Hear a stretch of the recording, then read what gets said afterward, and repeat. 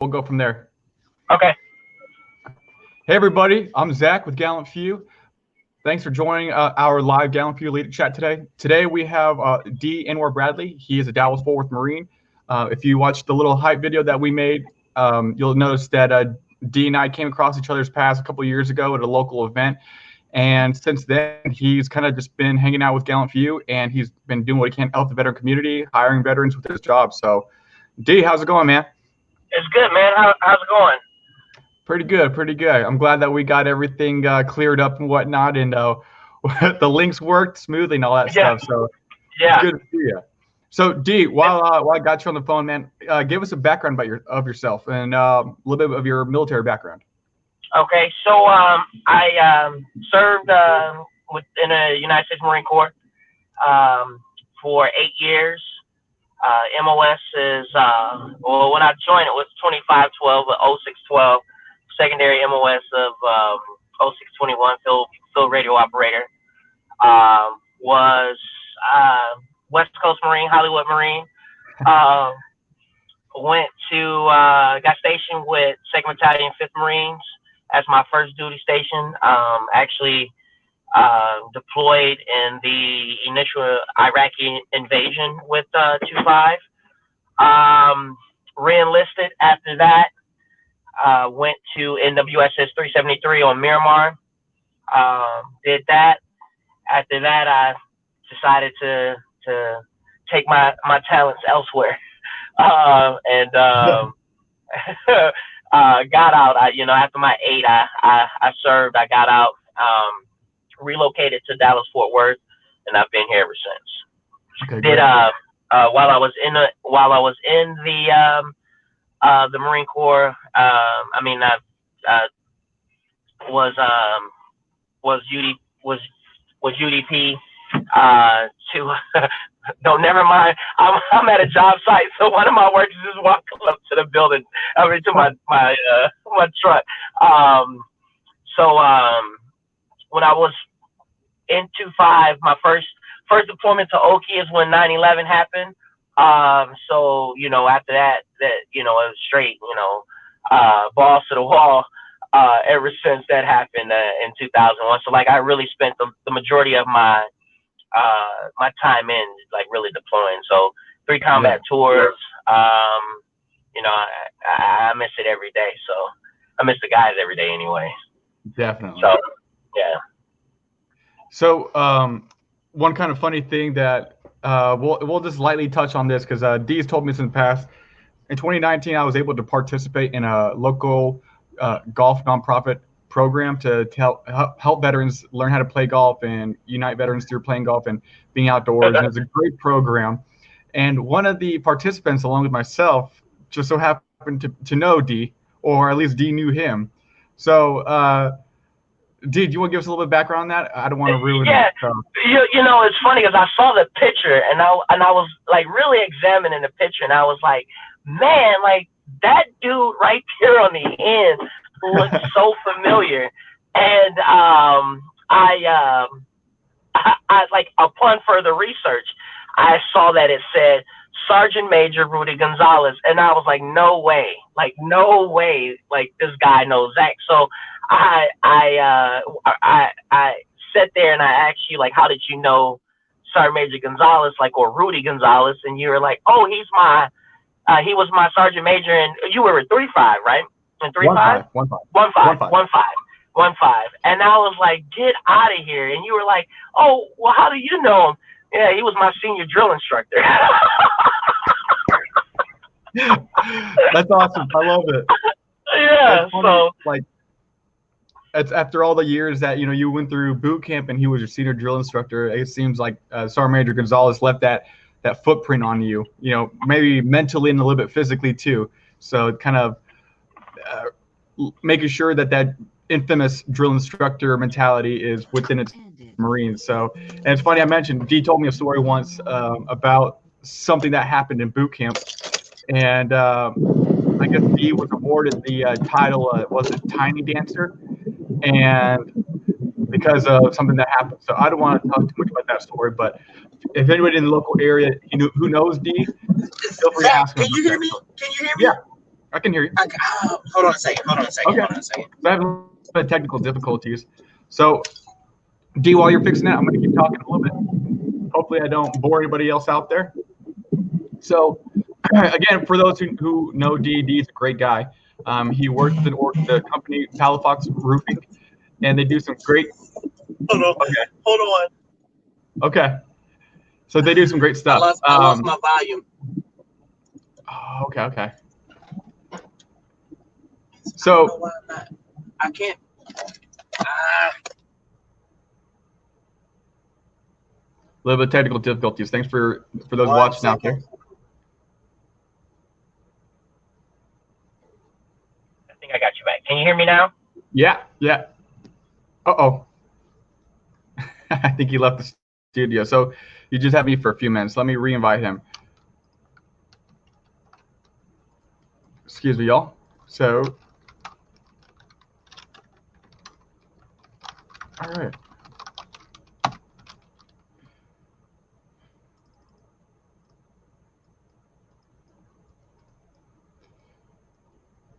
Again, sorry for all this little hiccups, y'all. So while D signs back in with us, I'm going to just give you a quick one more update with him.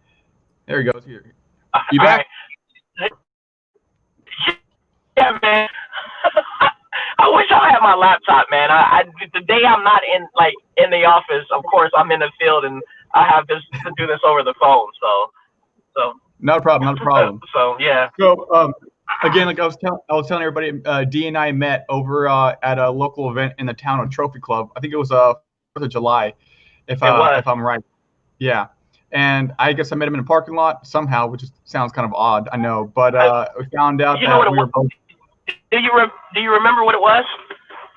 Was it 4th of July? It was 4th of July, and I saw your blue diamond tattoo. Yeah, I have it on my forearm. Yeah. Yeah.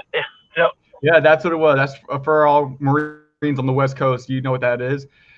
And so, D, let's talk about this a little bit. So we talked a little bit more about your background in the Marine Corps and some of your deployments.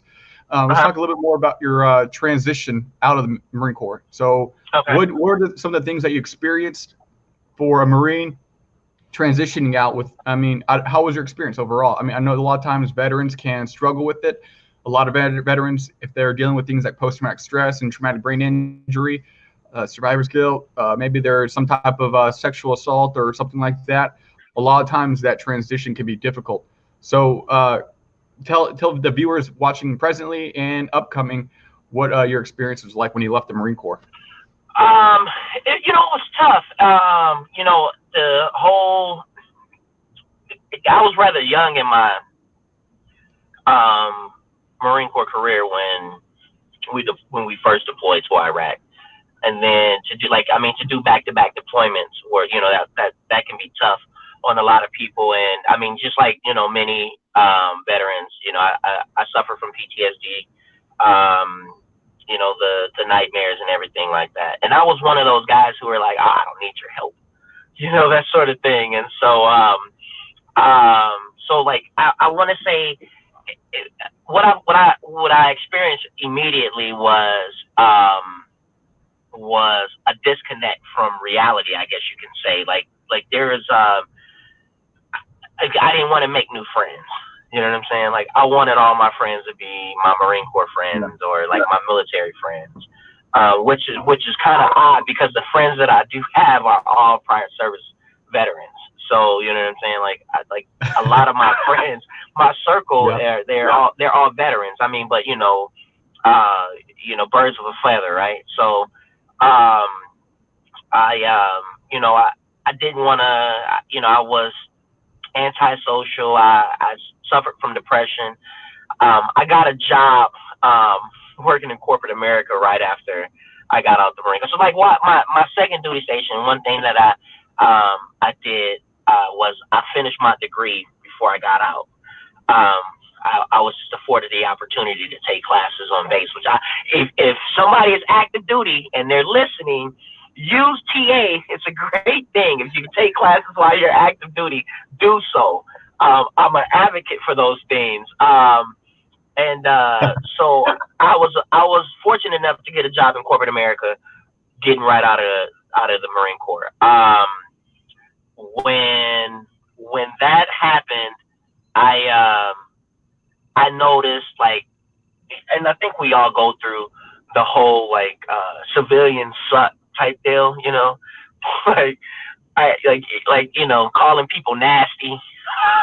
I coworkers showing up to work late and you know, it was tough. Like, I remember my manager pulled me to the side and she was like, "Hey, can you tone it down just a little bit?" You know, like you know, like that. So, because you know, everybody was a nasty, you know, what is the heinous, you know, Yeah, heinous. the word, yeah, knife hands flowing everywhere, right? Because you know, I was the generation of Marine Corps where you could actually throw a knife hand and not get in trouble for it. So, um, so you know, it was those sort of things where, like, it took me a while to adjust to I guess getting back to being a civilian, which is nothing wrong with that. First of all, I have to make sure I preference that. There's nothing wrong with transitioning back to become a civilian. Like, I think a lot of people are like, oh, you know, I don't want to be, you know, I'm a forever, yeah, we'll forever be veterans. We'll forever have that military service connection to it. But there's nothing wrong with integrating yourself back into civilian society.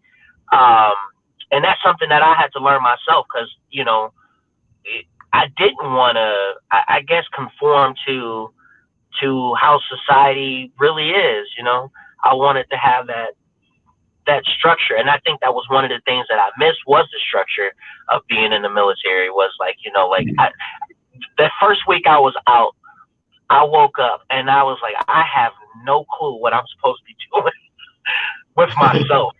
You know, should I go to the chow hall? Should I go run PT?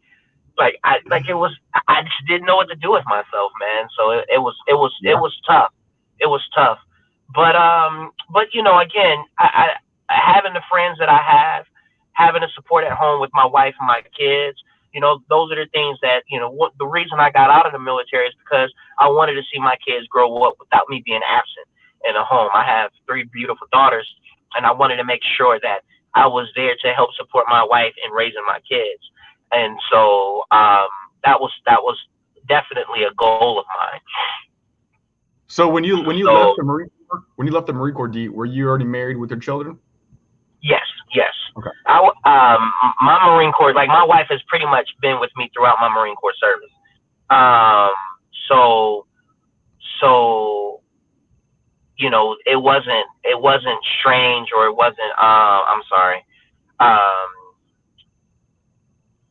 This word. So when you left the Marine Corps, do you think that some of the underlying factors, maybe the depression, maybe your experiences with post-traumatic stress, do you feel like that, and then also on top of that, you were being a dad and a husband to your family and your wife, do you think that compounded on each other?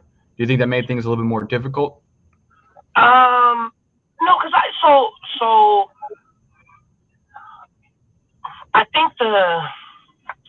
think the stress came from,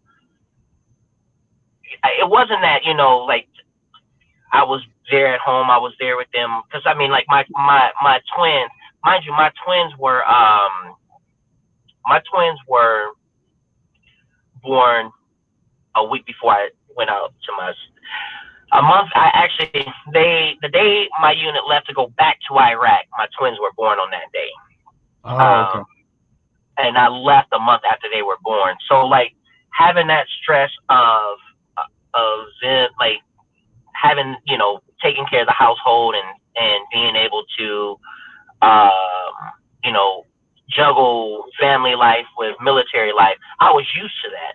That wasn't a problem. I think the problem was, now in my mind, like, how am I supposed to support my family now? I think that's the stress. I think that's the stress when you do have a family and you leave the military. The stress that hits you is, okay, I know, like, there are three things that we know you have all the time when you're in the military. It's you have a place to stay, you have clothes on your back, and you have food in your stomach, right? And you know that paycheck is constant. I think the stress that applies after that is like, how am I now going to support my family? And I think that's the biggest part of transitioning from the military back into the civilian life too. So Yeah, and I definitely see that with a lot of veterans too. Is especially when there are veterans who are married and they have children, so basically all in all dependents, they get compensated for those things, for those members of the family, then maybe a spouse and the children, and maybe, I don't know if there's a individual stipend for maybe an adopted child or something of that sort, but you get compensated for all that. And then on top of right, that, the military allows, if you qualify for it and everything runs smoothly, you're able to live on base.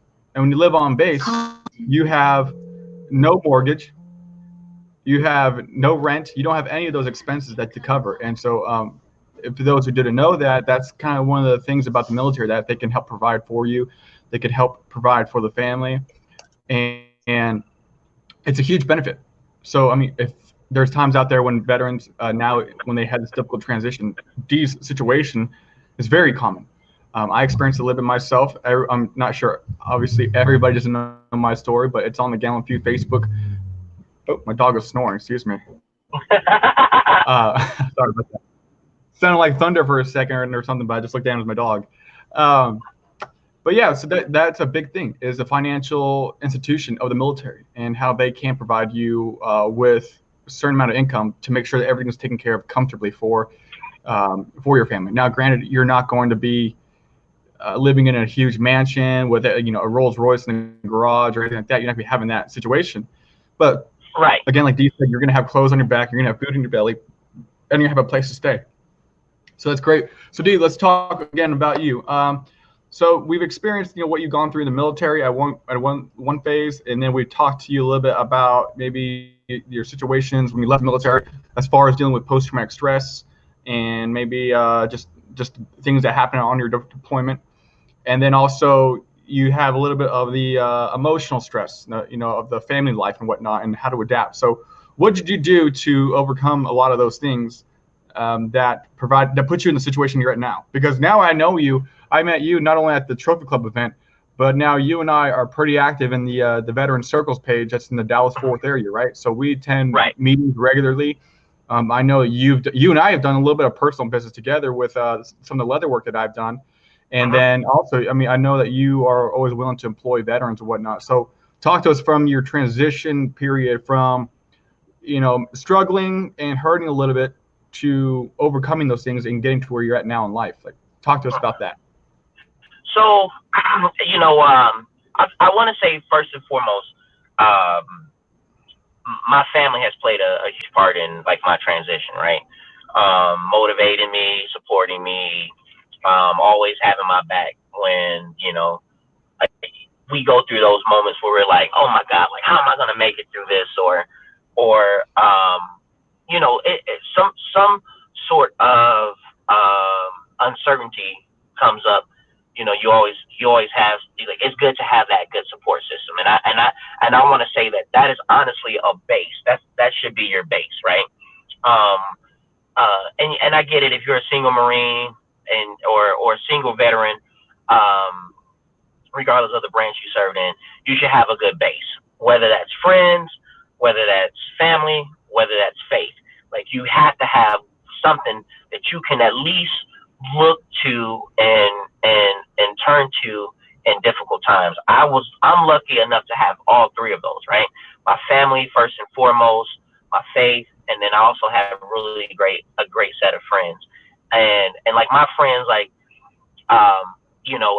we're assholes to each other, but we're all veterans too. So even the Army, the soldiers that I'm friends with, I mean, they actually have to have somebody. Be careful what you say, Cole's watching. Well, they actually have to have heroes to look up to too. So I mean, it's important that I be a role model for them as well.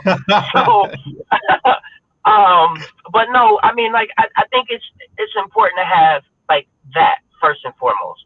And somebody to talk to. There were times, I mean, there were times like I suffered bouts of depression, but I always had somebody that I could turn and talk to. And I learned that through, like, are there things that I won't talk to my wife and kids about that I saw? Yes, absolutely, right? There's no way in hell I'm gonna talk to my daughters about the things I saw in Iraq. Even my mom had asked me one time, like, like that far off question that no veteran who served wants to answer, right? And I'm like, I looked at her and I was like, I don't want you to. I'm not answering that question. That's something that you shouldn't be asking, right? Do I talk to my friends about some of that stuff? Yeah, some of it, and because I mean, some of them saw some of the very similar things that I saw, and I think that's important as veterans. That we look. I don't want to talk to a stranger about what I saw, right? No one wants to sit there and let me get to know you, and then let me get comfortable, and then yeah, let's talk about it. But I think talking about it is important first and foremost. And so, I got my friends, I got my family, was working, and just through me meeting people and getting to know people, like I have a friend. He actually, it's crazy, right? He's a 9-year. Don't say his No, name. no. So he played in the NFL, right? 9-year NFL veteran. And I think it's wild, right? So we see each other in we were out in South Lake, and I was with my wife and he was with his wife. He introduces me to his wife. He says, "Babe, this is the guy I was telling you about. He served in Iraq. He was in the Marine Corps." Like, and I'm sitting there like, dude, like, it's nothing special. You know what I'm saying? Like, you were in the NFL, right? I'm like trying to, like, hey, babe, like, he played for the Jets. You know what I'm saying? Yeah. Yeah. And I thought it was amazing, right? Because, like, he's introducing me to his wife because I served in the military. It's wild, right? That's such a wild concept because he's such an awestruck of things that we did. And then at the same time, we're like, man, we're just measly peons compared to some of these guys, right? In our mindset, because that's our mindset, right?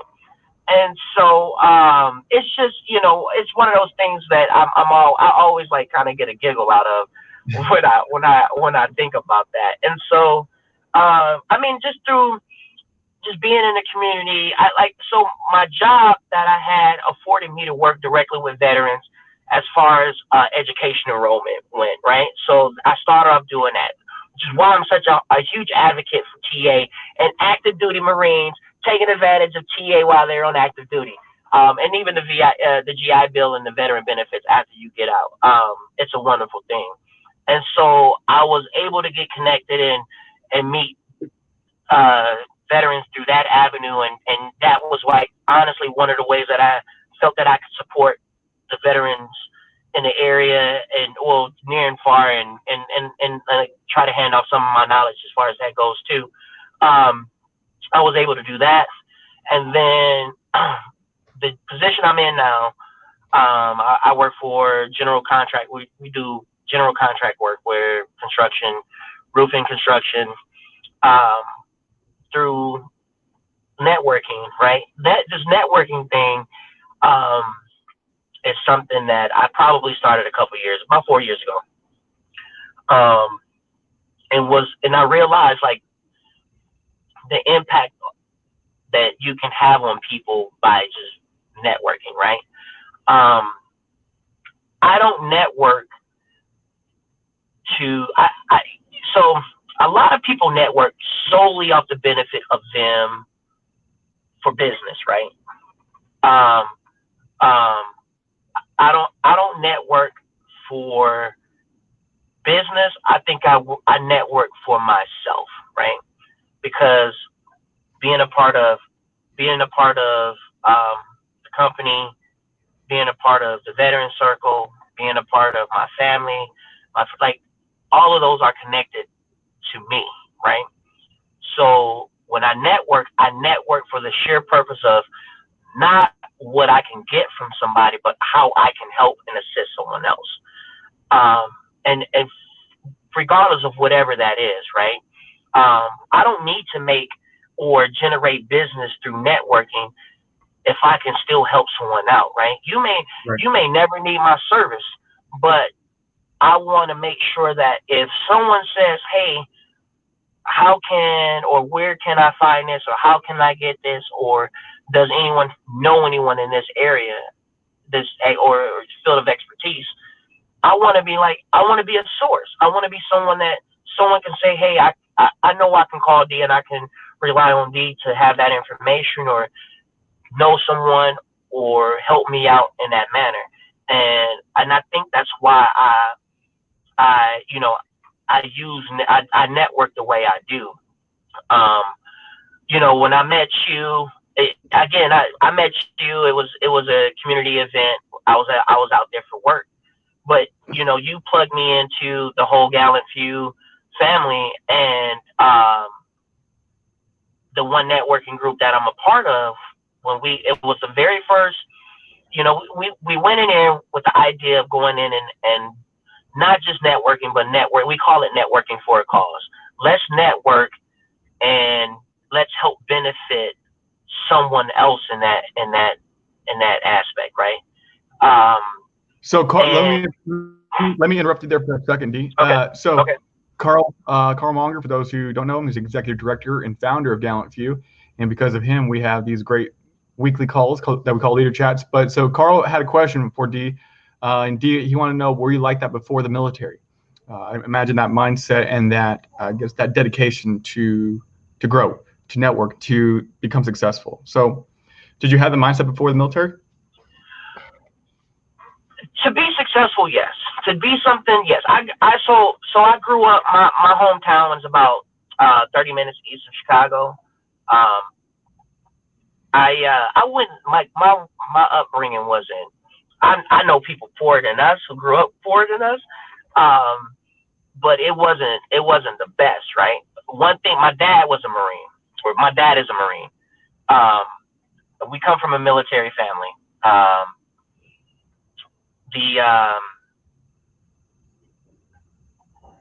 He always, and like just looking back at like my parents, right? Looking back at the things that they instilled, they always said like, look, you are the only person who can change your situation. Be successful. Get in things that my parents stressed all the time was get an education. Be respectful. Be a great, be a decent person, right? Right. And so I knew that I wanted to change my situation. I knew from a very young age that I didn't want to be at home the rest of my life. I knew I wanted to see the world. I knew I wanted to be able to travel and provide my kids with a better life. I mean, my parents worked their asses off to get us to where we were. I mean, our public school systems wasn't the greatest. My mom worked at the Catholic hospital, which she got a discount to send us from 5th to 8th grade, I went to a Catholic school. And so I think at a very young age, I knew that I could change my situation. I knew that I could be successful. I knew that I could, not necessarily, the networking and all of that stuff. I think as I grew and I got older, I think that's where that came from. But as far as like being successful and striving for greatness, I think that started at a very young age. Like it's something that my parents pushed us towards. Like, hey, you can do whatever you want to do in life as long as you work hard at it and you strive, at least set a goal and strive for that goal. And then once that goal is accomplished, set another goal and go for that. And yeah, it's kind of like Carl. Like Carl, he says this example pretty often with working with veterans, and you like you mentioned right now, you're accomplishing a goal and then you go for the next goal. Sometimes we refer to as land nav, because at land nav you have objectives, but to get from objective A to objective F, whatever, you have to go through A, B, C, D, E, F. And so you're acquiring these objectives as you're going along, doing land navigation, whether you're walking through and patrolling through Camp Pendleton's mountains and hills, and you're falling off small little cliffs, and you're doing nightland, whatever. But you're still, you're going through land navigation, you're going through life. Carl did say this right now. I just wanted to say what he said. He says some veterans lose business because they are more interested in helping than they are in getting the buck. I think that comes from learning to put others above yourself in the military. And the question for D from Carl says, do you think that creates an obstacle for the veteran to make more money? Basically, putting other people ahead of yourself. Do you think that creates an obstacle for the veteran to make more money? What do you think? Okay. I guess I don't see it that way.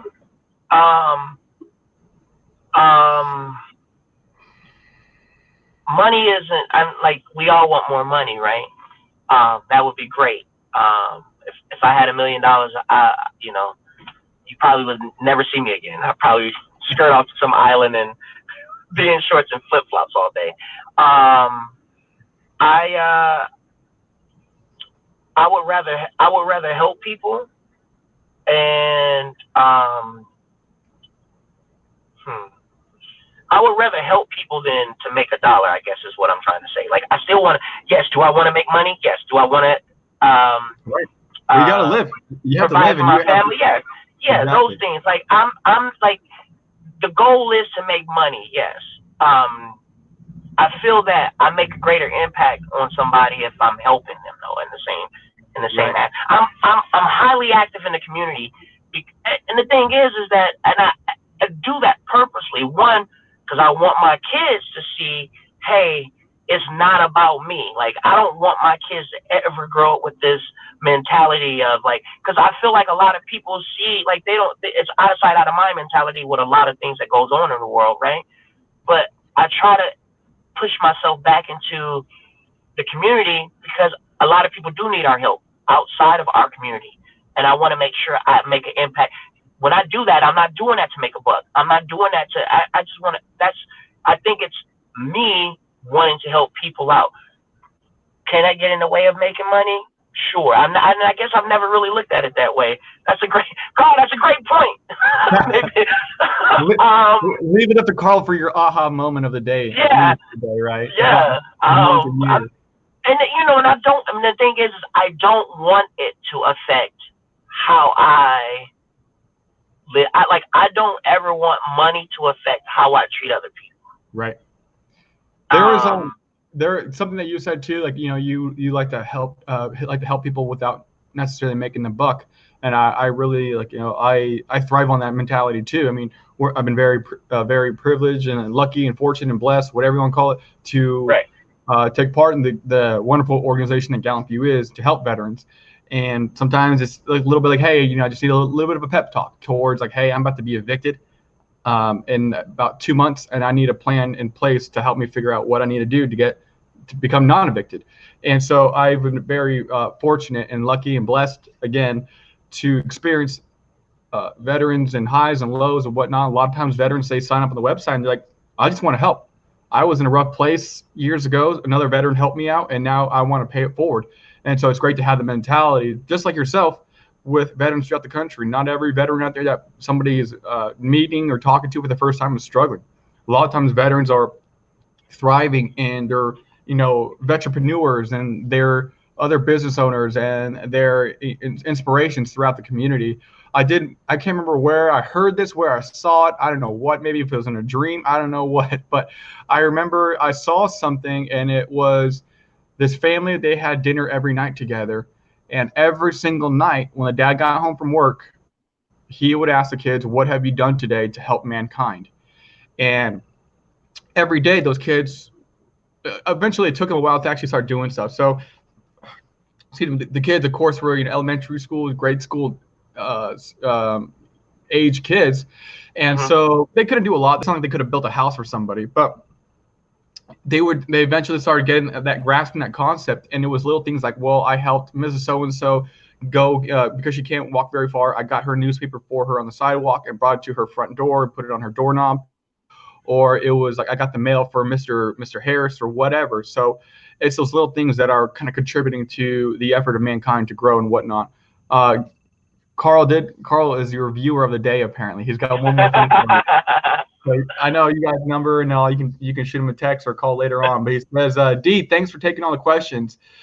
Do you think that some non-veterans haven't learned to put others above self, and that causes a veteran to mistrust or feel betrayed somehow? Yes, absolutely. Okay. It's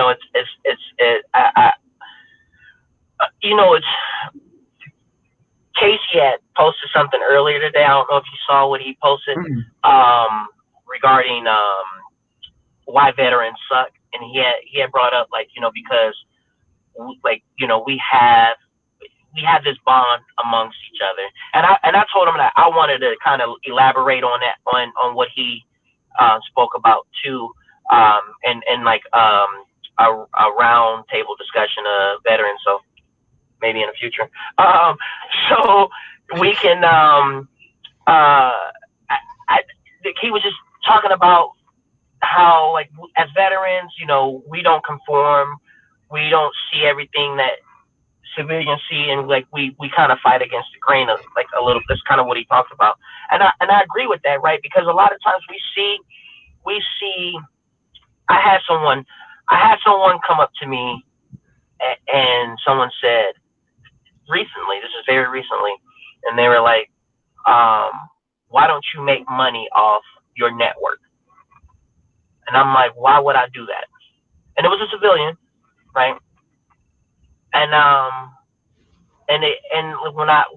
when this person like elaborated more, I was like, why would I want to do that?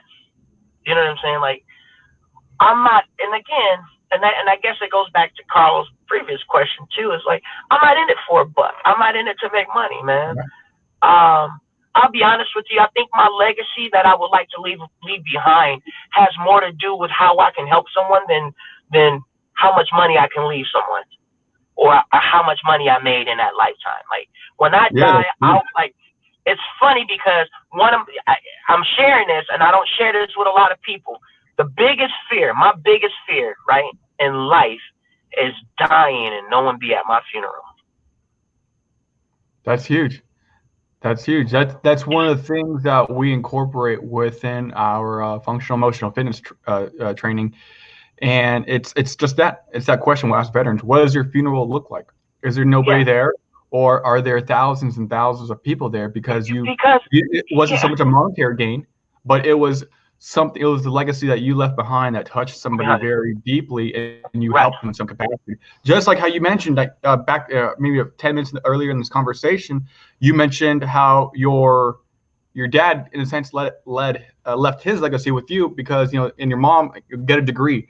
Or get an education, keep becoming successful, keep pushing, keep going on and on and on and on, making yourself be like the best that you can version of yourself. And so I think that's something that incorporated and it's instilled in you from your parents and from your upbringing. You had, like you mentioned earlier, you had a pretty maybe I don't want to say poor, but maybe a little bit more difficult upbringing than some other people have, but yet you use that to thrive off of and to push yourself.